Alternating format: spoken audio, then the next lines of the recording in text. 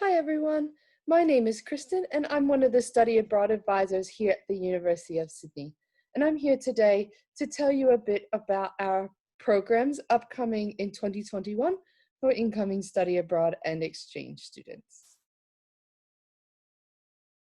In today's session, we're going to cover a range of topics to help you prepare for a program with us.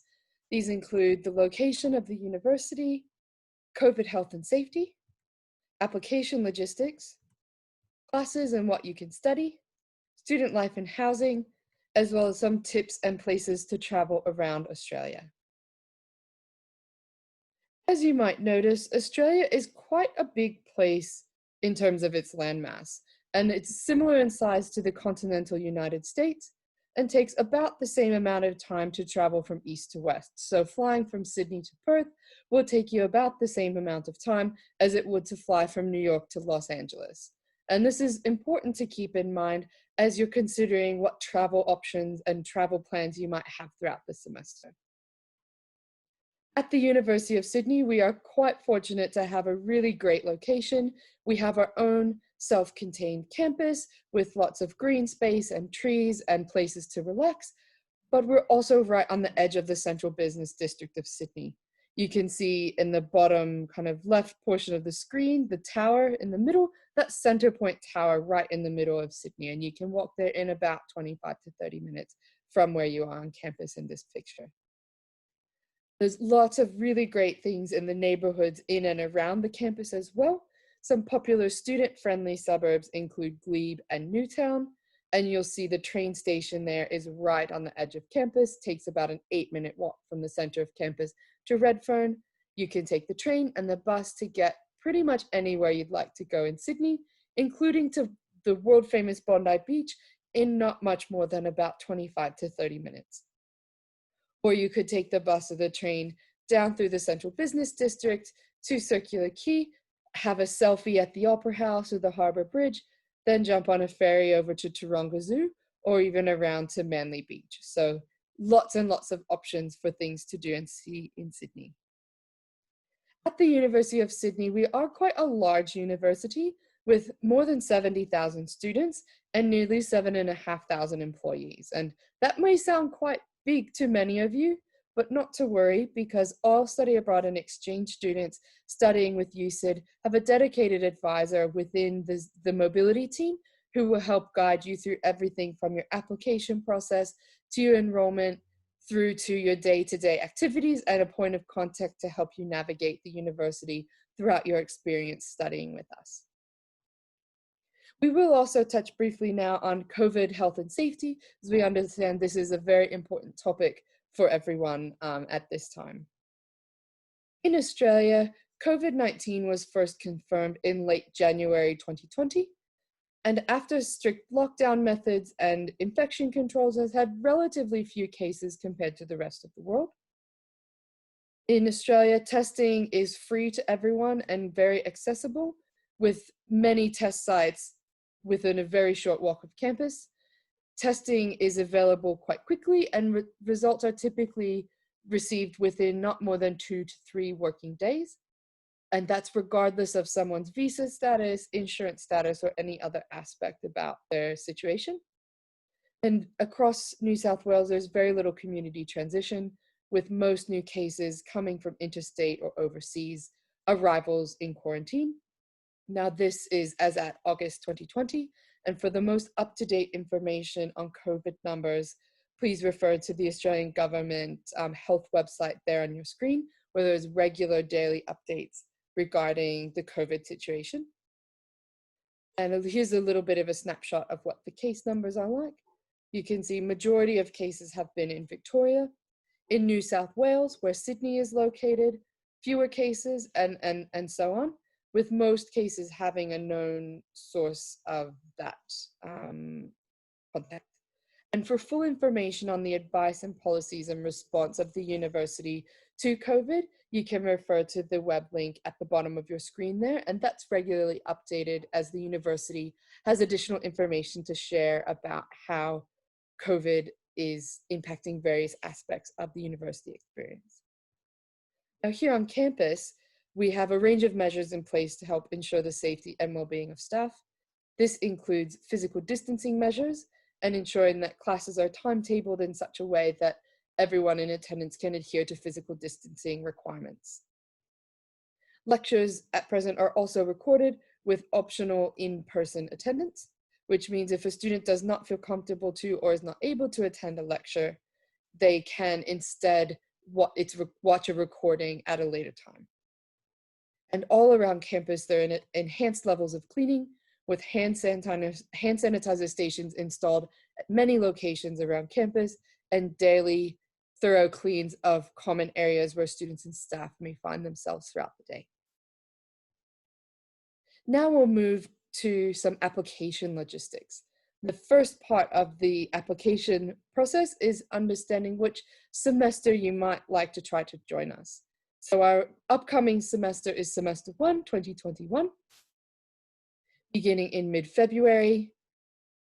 And this includes Intro to Sydney Week, which is our recommended soft arrival time frame so that you have time to settle in, get over the jet lag, find your way around, find the grocery store, get a SIM card, and all of those sorts of life admin types of topics as you're settling into living in a new place, which is followed by our welcome or orientation week, which on the Monday is typically when we will have our compulsory orientation and welcome for study abroad and exchange students, before moving into classes starting the following week and continuing through the end of May, and exams in the middle 2 weeks of June, the earliest departure date being the day after the end of the exam period.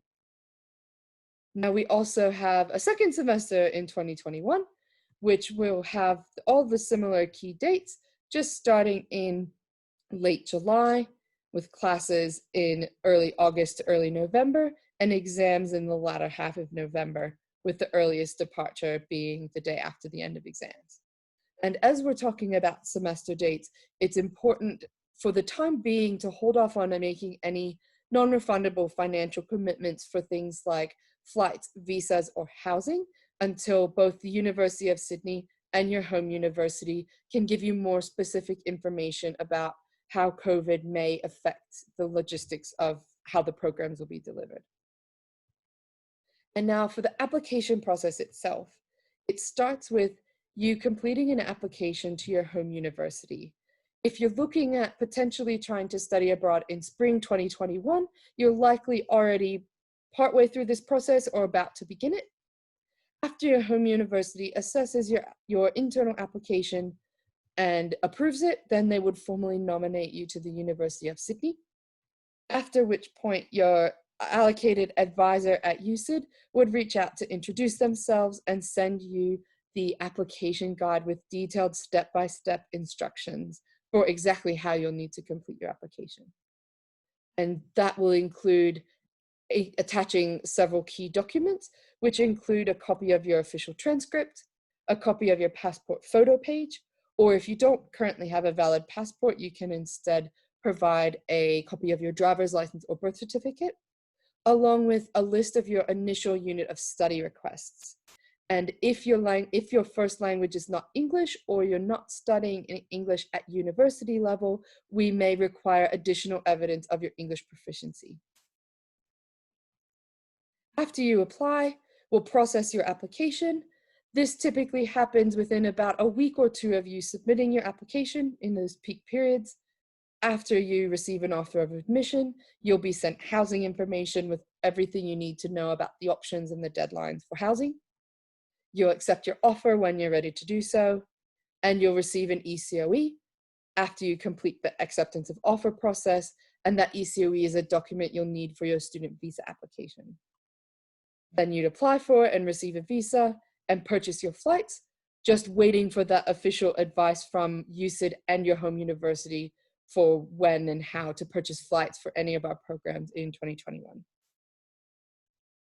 A big part of the application process is considering what units of study you would like to request.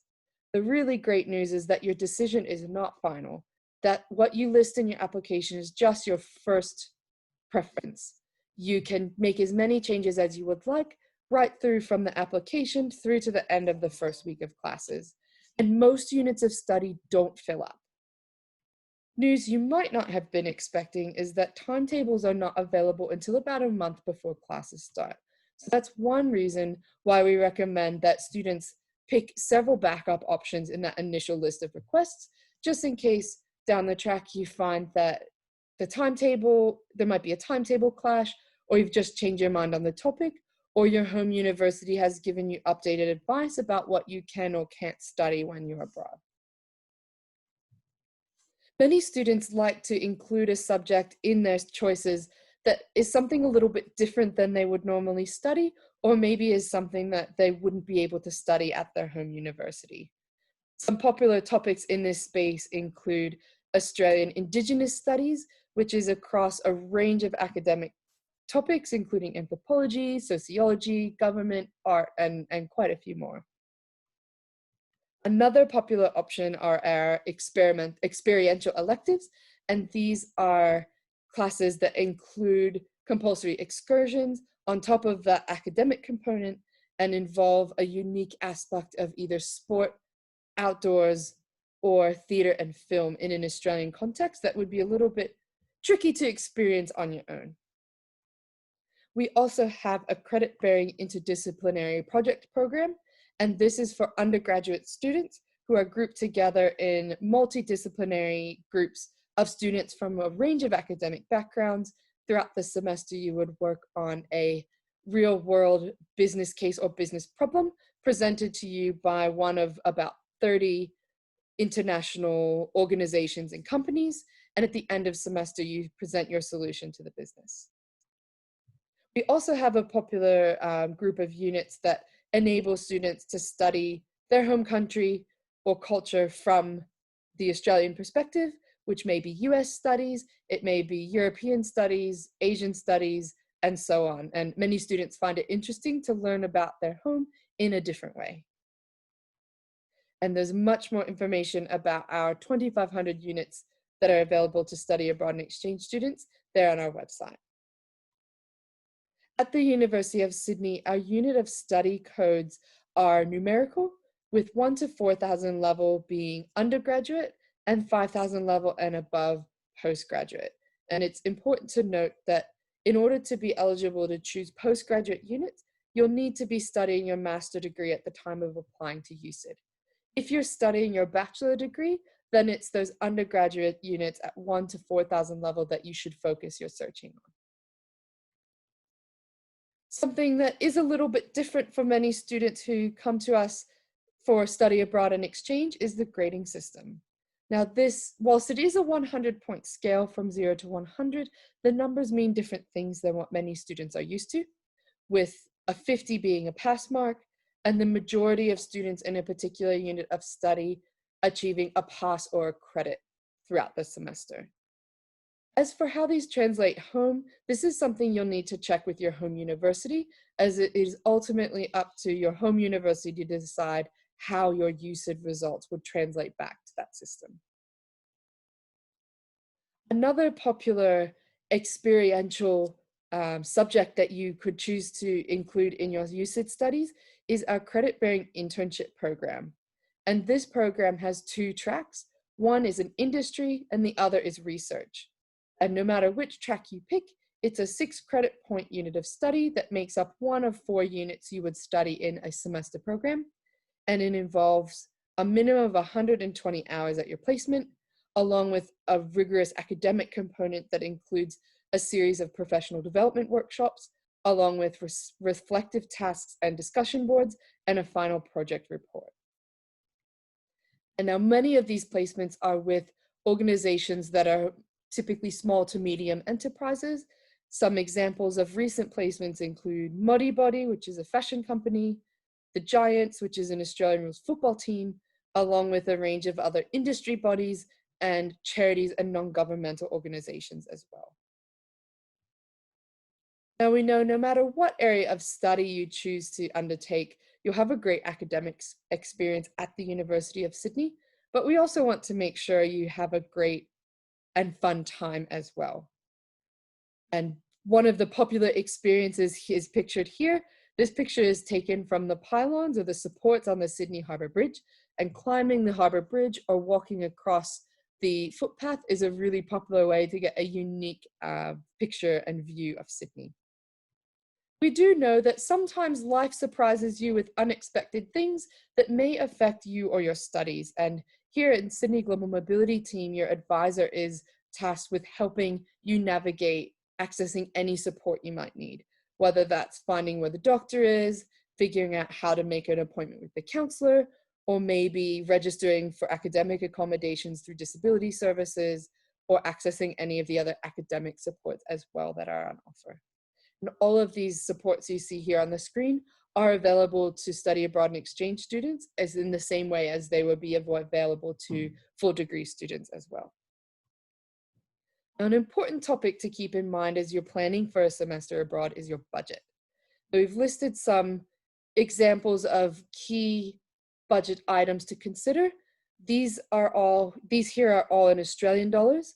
If you'd like to translate to your home country currency, there's several free and easily accessible currency conversion tools you can find online. Now we notice self-catered versus catered accommodation. There's a bit of a cost difference, but it's not too much more than the cost of what many students will spend on food per week anyway. So whether you choose which type of accommodation you choose may depend on your budget and your preference for style of accommodation. One of the ways we aim to help our study abroad and exchange students settle into their studies with us is our Mates Abroad Buddy Club.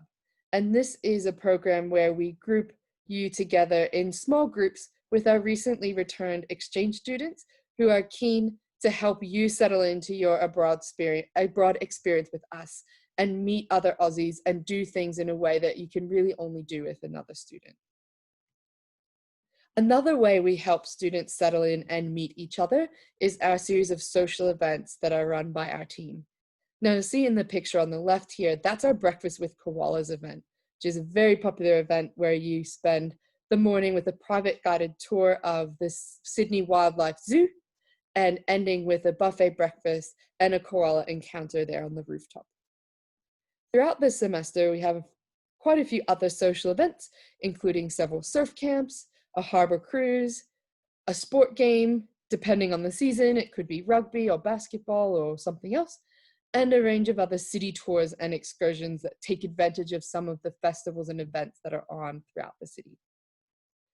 Now, here's an example of what our orientation is like when we hold it on campus.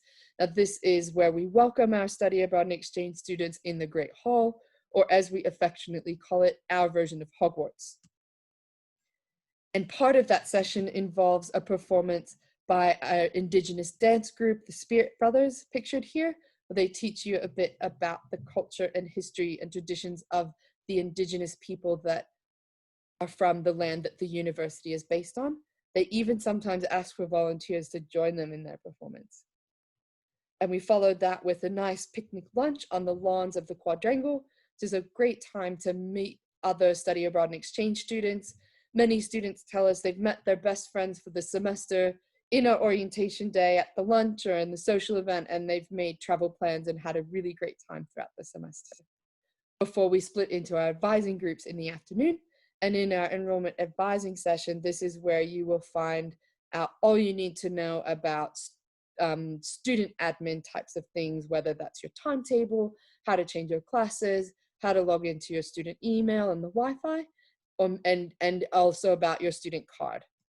Before we then move into our kind of more relaxed afternoon social event, where you'll get a t-shirt, which you can see on the left there, and that t-shirt is your ticket to a free ice cream or waffle from our food trucks. And another chance to just chat with students, maybe partake in some surfboard limbo. You might even have a chance to win a surf camp weekend. There's a DJ, and it's a great chance to have any follow-up chats with your advisor if you have any other questions that came up throughout the day. Throughout the semester with the University of Sydney, you'll also have access to quite a wide range of clubs and societies, including nearly a quarter of which are sport related. A good rule of thumb we try to encourage students to do is pick 2 clubs to join. One that's something that's familiar to you, and to pick a second one that's something new and different that you've never done before or maybe isn't available to you at home. We also like to take advantage of the wonderful range of festivals and events that are on throughout the city of Sydney, one of which pictured here is Night Noodle Markets, which typically takes place in October and is a hawker-style food stall setup where you can catch up with your friends and try lots of different cuisines from around the world. Another popular festival pictured here is Vivid. This is the light festival that happens in the Australian wintertime across May and June, where the whole city of Sydney is lit up with these really fabulous light installations that are really great to walk around and have a look and experience. You might even find Vivid on campus. Here is a few years ago when the Quadrangle building was lit up with the the color of the Australian Indigenous flag. One important aspect of your study experience is where you're going to live. And we are pleased to be able to offer guaranteed accommodation to all incoming study abroad and exchange students who complete the relevant application process by the deadline set for their program. And across these options, there's a range of apartment style, dorm style, and residential style college options that we'll go through in a few moments. And all of these options are either on campus or not more than a 10 to 15-minute walk to campus, which is great for your studies, but also for your sightseeing and exploring the city after class and on the weekends. Very close to public transport, all of these options are, and there's a range of international and domestic students that live in each of the places. So the first option we'll talk through here is Urban Nest, and this is our apartment style option. These apartments are fully furnished and include all utilities. There's a range of social and study spaces, gym and yoga room, a video game room, along with 24/7 security and reception desk to help look after you. There's depending on the semester or the program, a range of room types and building locations of Urban Nest, and all of these options are not more than a 15-minute walk to campus. Here's another picture of one of the twin share rooms, which is one of the more common room types with Urban Nest. Whilst you do have a roommate, you do have your own private space there because there's a nice bookshelf there to block off your space and add a little bit of storage to your room as well. And here's the gym at Urban Nest. This is included in your rent, so many students find it very convenient to just be able to walk downstairs in their housing building and do their workouts. Each Urban Nest property also has a communal barbecue and picnic space where a lot of students enjoy kind of getting their friends together and doing a barbecue or doing an international food night, and also partaking in the various events and activities that Urban Nest plans in this space as well. Now onto our second accommodation type. This is one of our dorm style accommodation options, and it's called Queen Mary Building. Now these are fully furnished, self-catered single rooms with shared bathrooms on each floor and communal kitchens for cooking. You'll also see in the top picture there on the left, the Sky Lounge, which is with a beautiful view of the city, and you can even make your lunch at the barbecue or do your laundry while you enjoy the view. And this building is only a 5-minute walk to campus, so quite convenient. Here's an example of one of the rooms at Queen Mary Building. You notice you have a desk, you have some storage space, a mini fridge, and all the setup you need to have a great semester. There's also lots of common areas and relaxation and study spaces. You'll see pool tables there. Many students also use the big screen TV to put on their favorite sporting events throughout the semester, as well as cook their delicious lunch, dinner, breakfast, and everything in between here in the communal kitchen. But there's plenty of storage space for your pots and pans if you would prefer to keep them in a locker, as well as refrigerator and freezer space for your food as well. Regiment Building is our second of two dorm style accommodation options. The room types are quite similar to Queen Mary Building. This is just on the opposite side of campus, very close to where many business and engineering classes are. With that said, students from any academic background are welcome to live in this building. There's gym, entertainment lounge, movie room, and very similar to Queen Mary Building. Here's some example pictures of Regiment. You'll see in the top left one of the student rooms. and the other pictures are the common areas and social areas, as well as in the bottom left, the sport facilities that are just across the street from Regiment. And as well as a nice view of a nice sunset movie night that the resident assistants arranged for students last semester. Our third type of accommodation that is available to students in our semester programs are residential colleges. Now these, like the other options, are fully furnished with single or shared rooms depending on the college.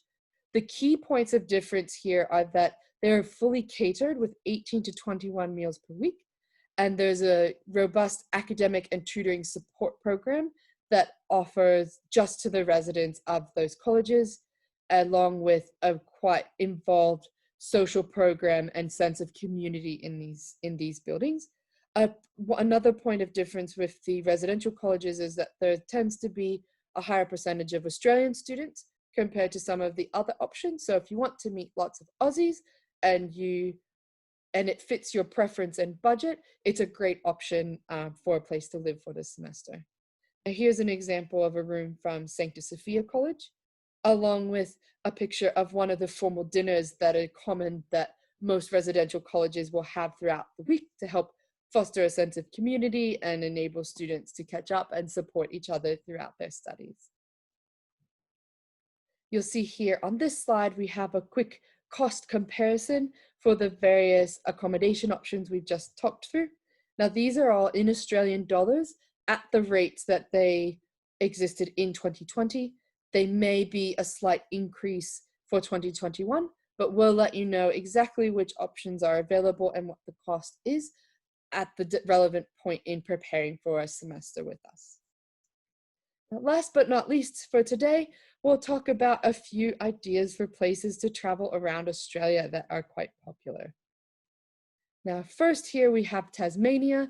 This is Wineglass Bay, one of the most picturesque and well-known spots in Tasmania. If you're into hiking and fishing and outdoorsy types of activities, Tasmania is a really great place to visit. Another popular option here is the 12 Apostles. This is along the Great Ocean Road, which is a picturesque scenic coastal drive that from Sydney to Melbourne. And this is about halfway, one of the most iconic locations in Australia, and very popular for students to get a group of friends and make the drive last over several days and stop along many wonderful spots, just like this one here.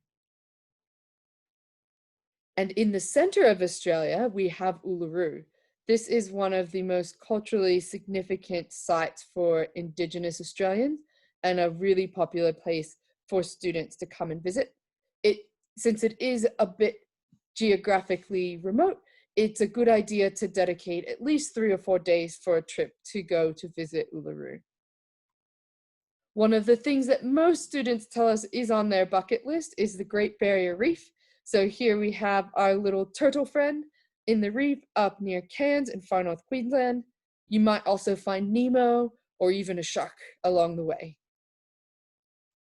Another popular spot to visit here is the Whitsundays. Now this is also up in far north Queensland near the reef, near the Great Barrier Reef, one of the most well-known and picturesque white sand beaches in Australia. We are blessed to have a range of beaches no matter where you go in Australia, so if that's your thing, you could find a different beach for every weekend that you go on a trip. And hopefully before not too long, we'll be able to welcome you here to campus at the University of Sydney. We thank you so much for watching our info session today. If you have any further questions, please feel free to reach out to us at the contact details there on the screen.